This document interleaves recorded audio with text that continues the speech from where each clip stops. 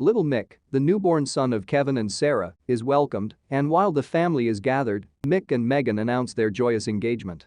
Luke is checked out against the advice of his doctor when Bree contacts the hospital to ask where he is.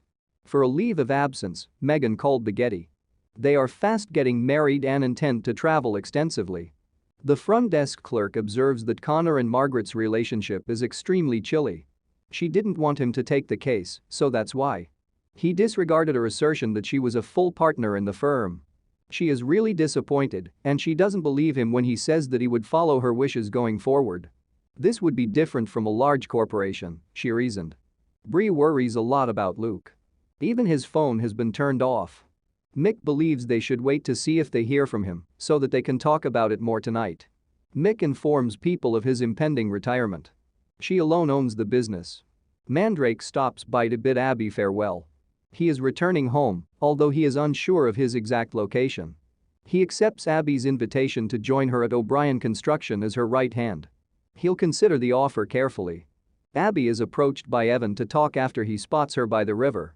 Due of the poor judgment and men that his mother had, Evan is leery of John Osterberg. The worst was the last one. When Evan tried to stop him, the man hit him as well. He had hit the woman directly in front of him. They drove all night long until she finally snapped. Because Evan owes his mother that, he will speak with John. Then he questions whether he inherited his father's eyes. As soon as they meet, Evan apologizes. Kayaking seems like fun to John. He enjoys once a week trying something new, which is very similar to Evan. John has always wondered about Evan's mother. Despite his wife and him trying, he never had children. He's pondering about the world but was not taken because she passed away 3 years ago. Margaret goes to see Connor in the middle of the night after figuring out how to win the case. I suspected that David's father was being falsely accused by Dennis's friend Byron, who I saw as portraying Dennis by himself. Equally matched, Connor and Margaret made it through their first combat. Start the conflict now. David is ecstatic.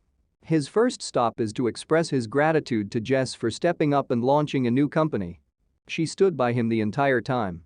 She has been considering the possibility of them starting a family. She used to be afraid of it, but now she wants to try since she believes she'd make a nice mother. However, she will require a lot of medications for the delivery. She's actually already expecting. Kevin is visiting Johns Hopkins to investigate. Years ago, he was invited, but he declined, and now he's concerned they'll hold it against him. If they do, Sarah believes they don't need Johns Hopkins. Tomorrow is the wedding day for Megan and Mick. Mick is in good spirits. Retirement, union, and sobriety, it's a brand new journey. Kevin is submitting applications to the University of Pittsburgh and Johns Hopkins. Things are going wrong. Both the preacher and the harpist suffered finger breaks while traveling. While Megan frets over her something old, new, borrowed, and blue, Kevin leaves to fetch him. When Megan returns home to look for something vintage, she collides with Mick. Mick owns a vintage item. It is Megan's former wedding band, which she returned to him following their divorce. Until today, he had no idea why he had saved it. Luke is waiting for Bree when she gets home on her doorstep. He expresses regret over leaving. He has come to bid us farewell. He's going out. It's now. In their dresses, every girl is sobbing. Luke shows up in the backdrop as the festivities get started. The vows Megan and Mick made are incredibly lovely. Everyone laughs in glee when they kiss. Luke tells Bree that she is everything to him and that he doesn't trust things when they are too perfect or fantastic to be true. But she inspires him to have faith that nothing will go wrong. She inspires him to have faith. Although he won't guarantee it, he wants to make an effort to make things work. They experience a bond. Evan is gaining confidence behind the wheel. He leads her inside a home. He owns it.